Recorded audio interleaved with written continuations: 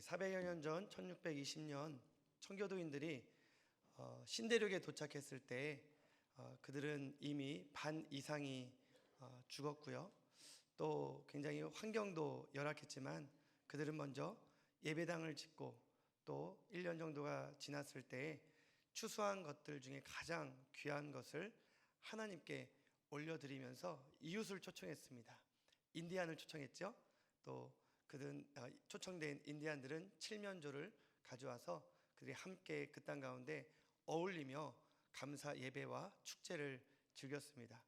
오늘 숭인교회가 마치 그런 분위기인 것 같아요.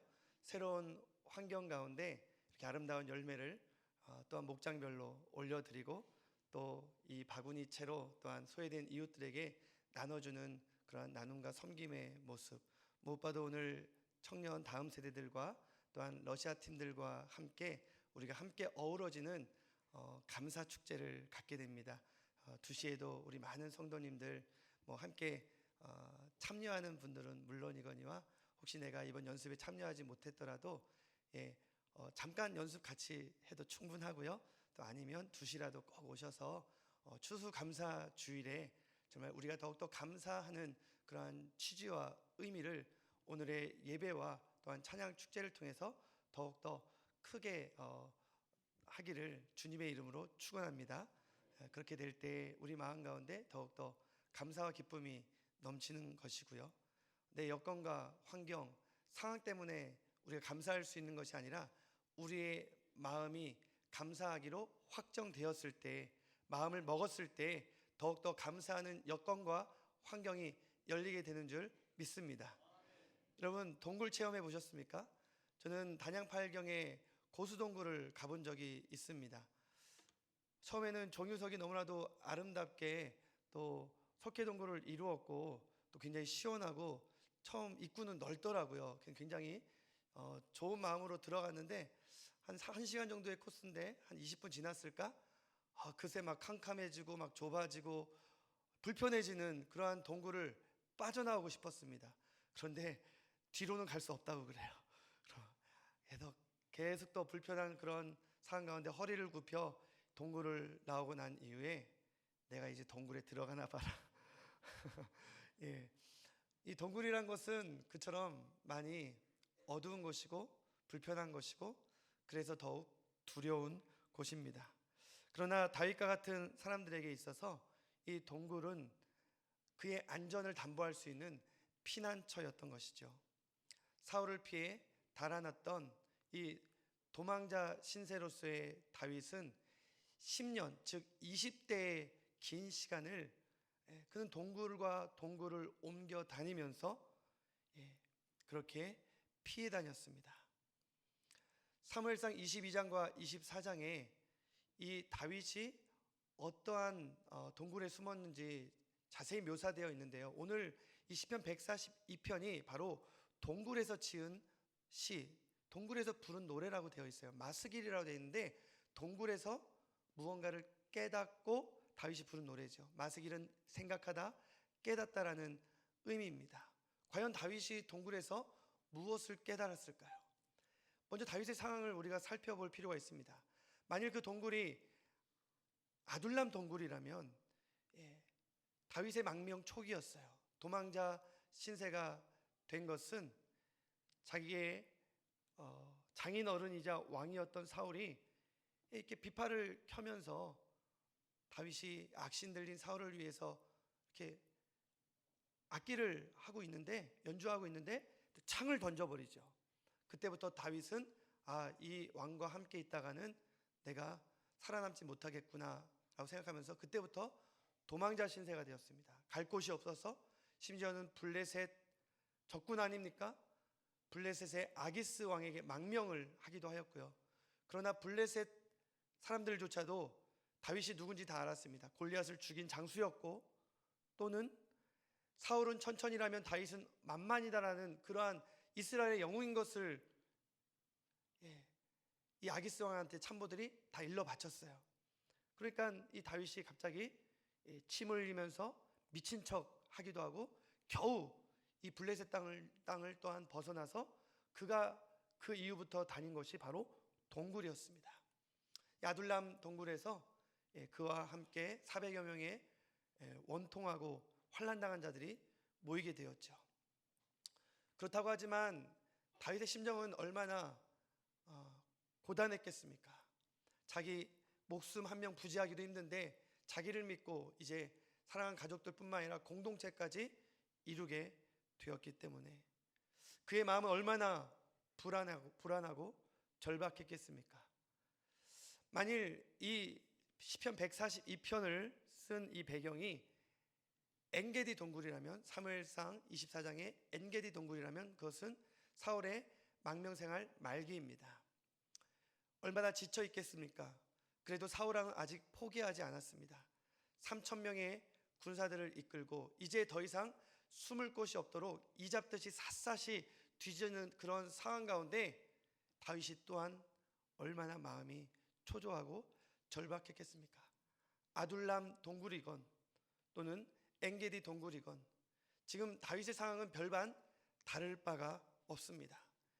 10년이라는 참 기나긴 시간이 지났지만 그에게는 늘 어두운 동굴 속에서 절망 가운데 살아가야만 했던 그런 상황이 언제까지 펼쳐질지 모르는 그러한 어두운 미래였습니다. 그런데 다윗의 놀라운 반전과 믿음의 고백으로 오늘 시편 말씀은 끝나는 것을 볼 수가 있습니다. 7절에서 다윗은 어떻게 고백하고 있습니까? 나를 동굴에서 끌어내신 하나님을 찬양하고 감사하겠습니다 라고 말하지 않습니다. 내 영혼을 동굴에서, 옥에서, 감옥과 같은 이 절망 속에서 이끌어내신 여호와의 그 이름을 내가 감사하게 하소서. 무슨 말입니까? 주님, 이 상황이 계속 이렇게 펼쳐진다 할지라도 나의 영혼만큼은, 나의 이 마음만큼은 하나님을 향하여 노래하겠습니다. 내 영혼은 자유합니다. 주님이 나의 피난처가 되십니다. 결국 다윗은 그 고백을 가지고 감사의 찬양을 부르고 있습니다. 할렐루야! 얼마나 위대한 감사의 노래이고 믿음의 고백입니까? 우리도 이러한 믿음의 고백이 이 시간 이어질 수 있기를, 아니 다시 한번 우리가 이 다윗처럼 감사를 시작할 수 있기를 주님의 이름으로 축원합니다. 그런 의미에서 옆 사람에게 이렇게 인사하겠습니다. 동굴에서 우리를 이끌어내신 하나님께 감사합시다. 여호와의 이름을 인하여 감사합시다. 그래도 동굴인데 감사할 수 있었던 이유가 있겠죠. 오늘 말씀을 자세히 살펴보면 우리는 두 가지를 분명하게 생각할 수가 있습니다. 첫 번째는 다윗이 동굴에서도 기도할 수 있었기 때문이죠. 기도할 수 있는데 왜 염려하십니까? 라는 찬양 알고 있지 않습니까? 여러분, 한 여인을 소개하고자 합니다.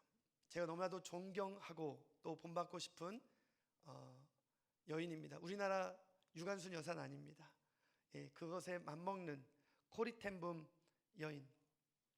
이분은 주는 나의 피난처라는 책을 통해서 수많은 전 세계 기독교인들에게, 무엇보다도 이 독일인 크리스천들에게 그 나치의 만행 가운데서도 침묵하고 오히려 동조했던 그러한 자기들의 그 잘못과 그 죄악을 통곡하며 회개하게 했던 그 책입니다. 저는 이 책을 예전에 읽어본 적은 있었지만 오늘 이 시편 142편 말씀을 묵상하면서 이 주는 나의 피난처라는 이 코리텐붐 여사를 다시 한번 깊이 묵상하게 되었는데요. 책 대신에 영화를 보았습니다. 오래된 영화였지만 저에게 이 3시간짜리 고전 영화를 보는 것은 참 쉬운 일은 아니었어요. 그런데도 저는 그 영화에서 눈을 뗄 수가 없었습니다. 이 여인이 있기까지 위대한 믿음의 가문이 있었습니다. 텐붐 가문, 나치의 침략을 받고 이 네덜란드의 크리스천들조차도 이제 유대인들을 다 고발하고 신고하는 그런 상황 가운데 이 경건한 기독교 가정이었던 이 텐붐 가문은 아버지 물론이거니와 3명의 아들과 2명의 이 딸들이 모두 함께 우리에게 하나님의 말씀을 전수해 준 유대인들을 우리가 배반할 수 없다. 유대인들을 가스실로 보내는 것은 이것은 사탄의 짓이다라는 것을 영적으로 분별하게 되었습니다. 그리고 그들은 도시에 거주하고 있었지만 자기들의 집에 이 위층 다락방을 완전히 다 피난처로 개조를 했습니다. 그리고 자기의 소문을 듣고 집 문을 두드리는 유대인들을 다 받아주기로 했고, 결국 20여 명이 넘는 유대인들이 그 집에서 오랫동안 함께 여러 가지 엄격한 규칙을 가지고 생활하게 되었죠. 그러나 그들의 삶의 말미는 참으로 인간적으로 보기에는 비극으로 끝나게 됩니다. 발각당하게 되고요. 결국 이 코리텐붐의 아버지와 형제들, 오빠들 다 수용소로 끌려가 거기서 같이 유대인들과 죽임을 당하게 됩니다. 다행히 이 베티 텐붐이라는 믿음 좋은 언니와 코리텐붐이 함께 수용소에 머물고 있을 때 그 첫날 이 베티 텐붐은 자기의 몸에 이 성경책 하나를 몰래 목숨을 걸고 숨겨 오는데 성공했습니다. 그리고 이가 득실거리는 너무나도 최악의 열악한 환경 속에서 그녀가 펼쳐 읽은 하나님의 말씀은 데살로니가전서 5장, 우리가 지난주 살펴보았던 항상 기뻐하라, 쉬지 말고 기도하라, 범사에 감사하라라는 구절이었어요. 우리 이 말씀 붙들고 함께 기도하자라고 했을 때 코리는 언니, 나는 기도할 수 없어. 이런 상황으로 우리를 몰고 간 하나님께 어떻게 기도가 나올 수 있어? 나는 하나님이 너무 싫어, 원망스러워. 그러나 그 언니의 권유에 결국은 기도하며 그 첫날, 악몽과 같은 첫날 밤을 보내게 되었는데요. 매일같이 그렇게 하나님의 말씀을 몰래 읽고 몰래 기도하면서 작게 찬양하는 그러한 모임들이 그 불가능한 상황 속에서 펼쳐지게 된 것이죠. 훗날 깨닫게 된 것은 어떻게 해서 그 모든 것들이 가능했습니까? 이가 득실거리고 벼룩이 득실거렸기 때문에 그 안쪽 구석에서 일어나고 있는 그러한 하나님을 찬양하고 노래하고 말씀을 붙드는 그러한 행위에 간수들이 들여다볼, 감시할 생각을 하지 못했다는 것입니다. 그렇게 예배할 수 있음이, 기도할 수 있음이, 하나님의 약속의 말씀을 늘 그렇게 묵상할 수 있음이 나는 감사하였노라고 그런 고백을 했죠. 이런 믿음의 사람들의 고백은 우리 여러 가지 예화를 통해서 잘 알고 있어요. 제가 또 하나 기억나는 실화는 문화 대혁명 때 중국 목사님 한 분이 잡혀갔는데요.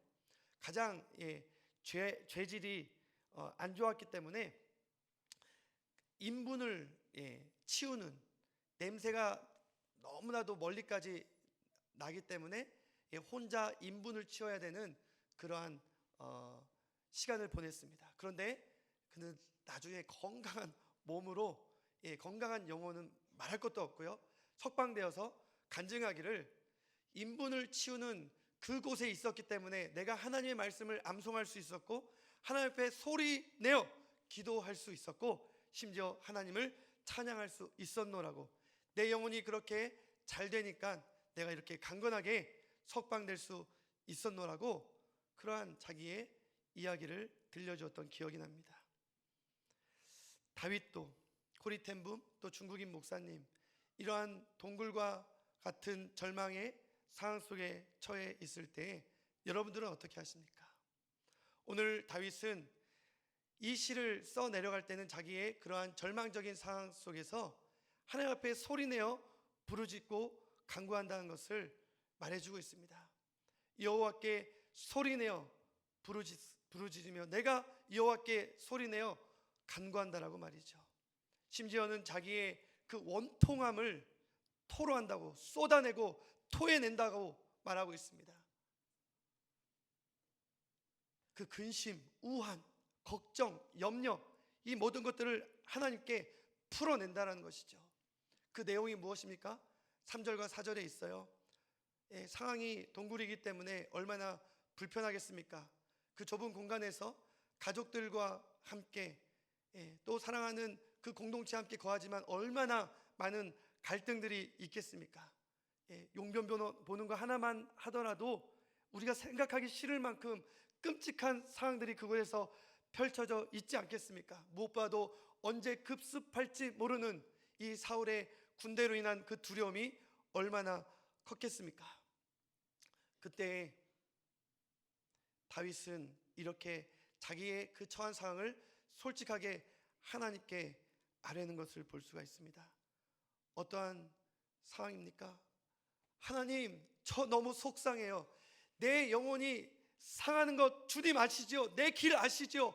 주님 아신다면서 왜 내가 우편을 바라보는데 주님 안 계십니까? 왜 나의 증인이 되어 계시지 않습니까? 왜 내 편이 없습니까? 나는 피할 곳이 없습니다. 나는 피난처가 없어요. 내 영혼을 돌봐줄 그 누구도 나에게 있지 않습니다. 다윗은 솔직하게 자기의 상황을 하나님께 아뢰는 것이죠. 사랑하는 성도 여러분, 동굴과 같은 절망적인 상황에 놓여 있습니까? 여러분들이 처한 상황이 한치 앞에 그 펼쳐질 미래도 도무지 알 수도 없고 볼 수도 없는 그러한 어둠 가운데 놓여 있습니까? 그렇다면 그러한 상황들을 있는 그대로 하나님께 아뢰시기를 주님의 이름으로 축원합니다. 하나님께 다 말씀하세요. 투정 부리세요. 기도의 자리에 나와서 소리 높여 하나님 앞에 여러분들의 그 원통함을 쏟아내시기 바랍니다. 하나님께서 들으십니다. 듣기만 하시는 것이 아니라, 알기만 하시는 것이 아니라 하나님께서 응답하시는 줄 믿습니다. 이 다윗의 기도에 응답하였다라는 하나님의 그 보살핌을 우리는 어디서 할 수 있습니까? 제가 이 동시에 사무엘상도 같이 묵상을 했는데요, 이 구절에서 저의 시선이 고정되더라고요. 그 말씀을 듣고 또 듣고, 사무엘상 23장 14절 말씀입니다. 한번 우리 모두 한번 들어볼까요? 한번 읽어주세요.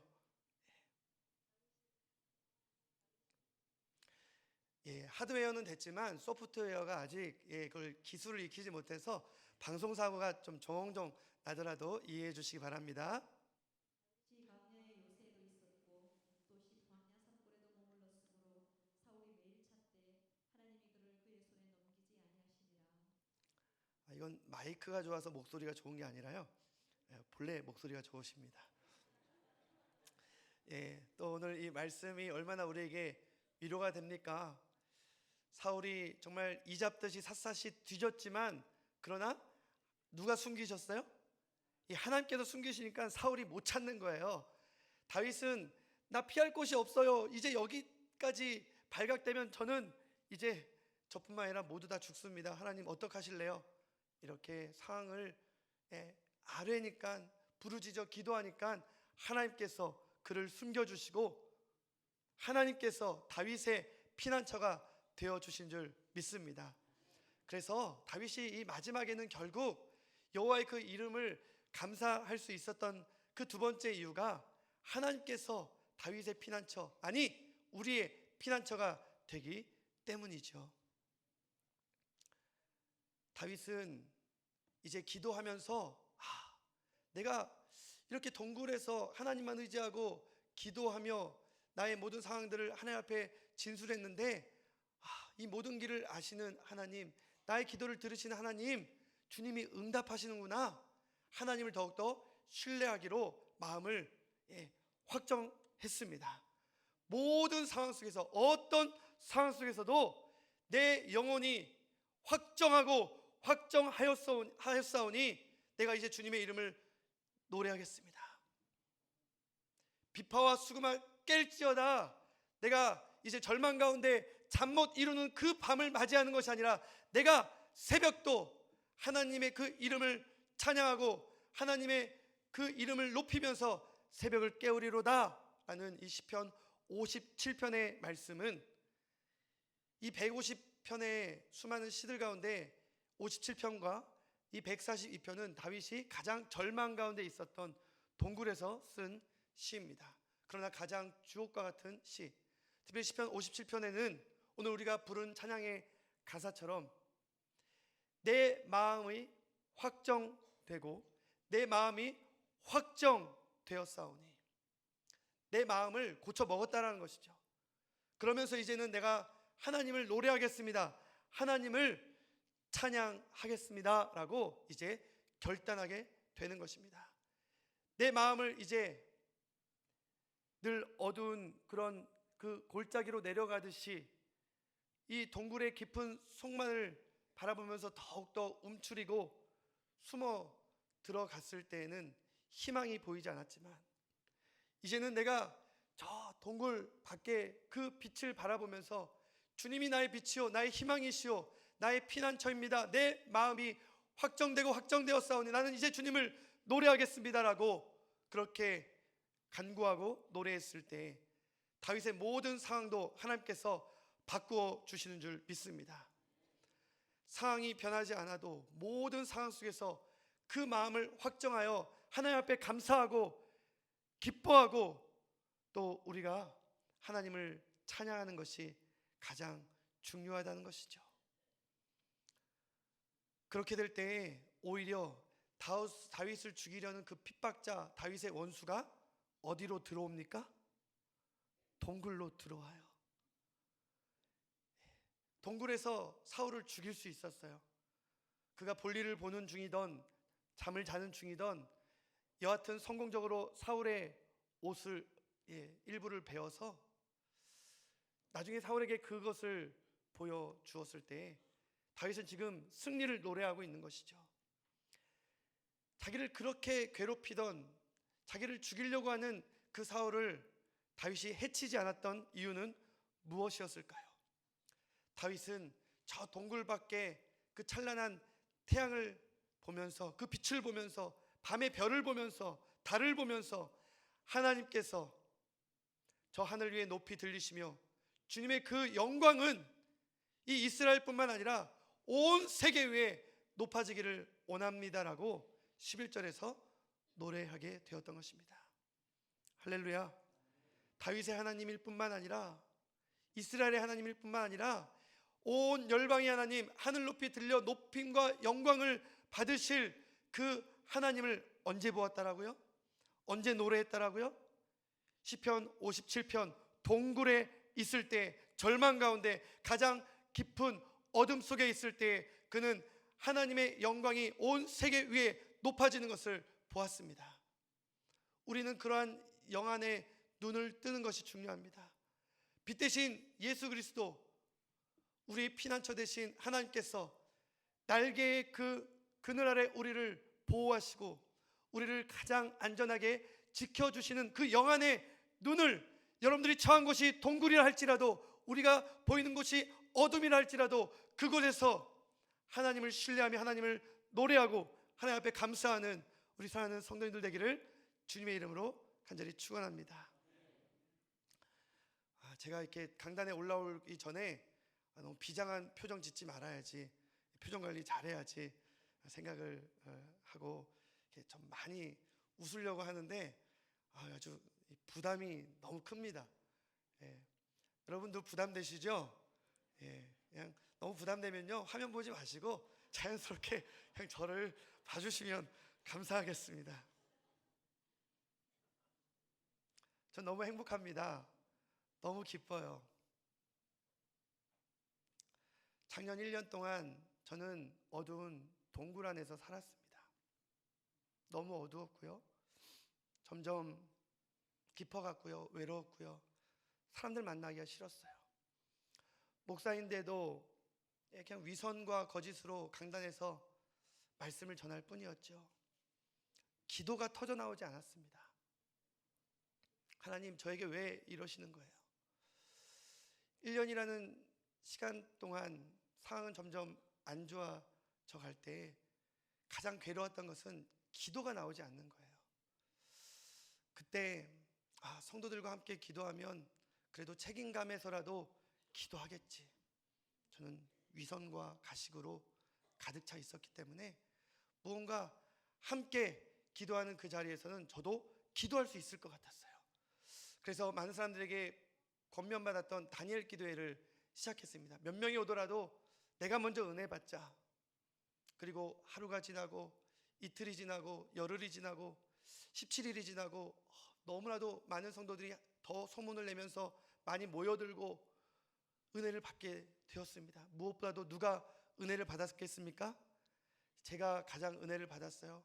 지금 이 고난이, 이 질병이 나의 죄의 결과이구나. 나는 이래도 싸. 주님이 이러셨다면 괜찮습니다. 주님이 나의 주님이시고 아버지시고 무언가 이유가 있겠죠. 무언가 깨달았어요. 그러면서 기대하게 됐습니다. 저도 저렇게 간증하는 사람들처럼 무언가 반전이 있게 해주세요. 주님, 저의 믿음 없음을 용서해 주세요. 저에게 믿음을 주세요. 저를 불쌍히 여겨주세요. 그런데 제가 가장 은혜를 받았던 순간은 마지막이에요. 여러분, 마지막까지 다니엘 기도에 꼭 참석하시기 바랍니다. 지금까지 안 했어도 마지막 이 여정 가운데 여러분 함께하면 좋겠어요. 저랑 질환이 똑같은 자매 한 분이 나온 거예요. 그런데 그분은 더 안 좋은 그런 상황 속에서 태어날 때부터 태생적으로 듣지도 못하고 말하지도 못하는 가운데 자막으로 그가 간증을 하고 있는 거예요. 그런데 그가 한 가지 하나님께서 나에게 고난의 선물을 또 줬다고 말합니다. 그것이 바로 시야가 좁아지고 흐려지면서 점점 시력을 잃어간다는 거예요. 그런데 그의 표정은 너무나도 환해 보였습니다. 또 내년에 결혼할 것을 또 기뻐하는 그러한 모습들. 또 그 다음 분은 이상하게 UN 구호 단체에서 책임자로 일을 하다가 IT 지진 때 감동을 받고 하나님의 부르심을 받아서 순종함으로 이제 모든 거 다 내려놓고 선교사로서 IT의 영혼을 품고 고군분투하다가 녹내장이 걸려서 시신경이 다 파괴되는 거예요. 그러면서도 여전히 그 사명의 자리에서 사역을 감당하는 것입니다. 아니, 여전히 더 동굴 가운데에서 더 어두워지는 그 상황 가운데 있는 자매들이 사명을 끝까지 감당하면서 하나님의 영광을 말하고 있는 거예요. 마지막 20일째 되는 간증자는 그 제목 자체가 하나님의 영광이었어요. 그래서 뭔가 놀라운 반전이 있겠구나. 그의 남편 투병하는 남편을 간호하면서 이 암 말기에 있는 남편을 하나님께서 고쳐주리라는 그러한 믿음을 간증할 때 정말 살아날 줄 알았어요. 그런데 하나님께서 그 남편을 데려가셨습니다. 그런데 이 김명선이라는 찬양사역자는 또 다른 시선으로 하나님을 바라보게 되었고 더 높은 차원의 하나님의 영광을 노래하고 있는 것입니다. 그러면서 제 마음 가운데 기쁨이 샘솟았어요. 어떤 기쁨인지 아십니까? 하나님이 나를 버리지 않으셨구나. 하나님이 지금 나를 이대로 받아주시는구나. 하나님이 나를 사용하시겠구나. 여러분들은 아멘 안 나와도 저는 아멘이라는 말이 마음 깊숙이 터져 나오더라고요. 그때부터 제가 목회자가 행복하면 교회가 행복하다, 목회자가 살아나야 교회가 살아난다 알고는 있었는데 제가 정말로 행복하진 않았거든요. 그런데 그 순간부터 나는 기뻐하기로 작정했다. 나는 기쁨을 선포한다. 나는 행복한 목사다. 이러한 확신을 가지고 한 달이 채 되지 않았을 때 나의 가식과 위선 이 모든 것들을 작년 12월에 성도들 앞에 다 말을 했습니다. 목회를 그만둘 각오를 하고 말을 했어요. 그런데 웬일인걸요, 우리 성도님들께서 함께 울어주셨고 함께 격려하셨고 정말 함께 정말 하나님의 이 몸된 교회를 선교적 교회로 아름답게 세워나가는 그런 도역자들이란 것이 더욱더 분명히 보이게 되었어요. 작년 한 해와 올해 한 해는 저와는 너무나도 대조적인 그러한 시간들이었습니다. 저는 얼마나 기쁜지 모릅니다. 얼마나 행복한 목사인지 몰라요.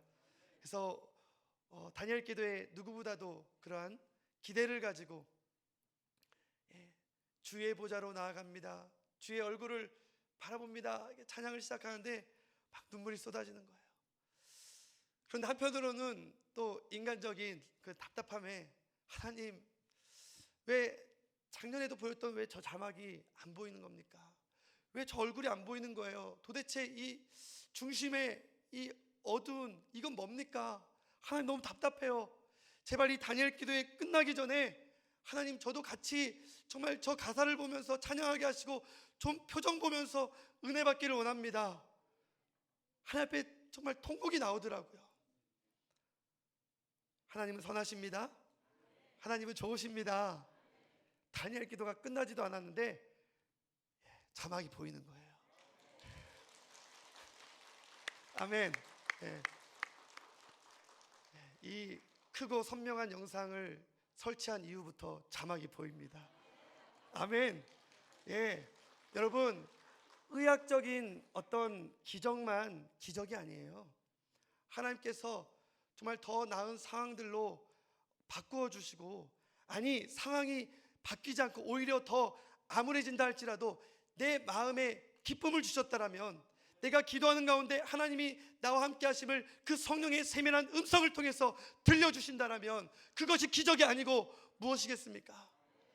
이제 공동기도문을 한 박자 늦게 그냥 소리 듣고 따라하는 것이 아니라 함께 그 기도문을 선포할 때, 함께 찬양할 때, 아직은 겨우 읽는 정도지만, 겨우 보이는 정도지만 그 가사를 함께 읽고 부르면서 그 표정을 읽어 내려가고자 하는 그 기쁨이 조금씩 제 가운데 찾아올 때, 야, 하나님 정말 살아계시는구나, 하나님 정말 나를 사랑하시는구나,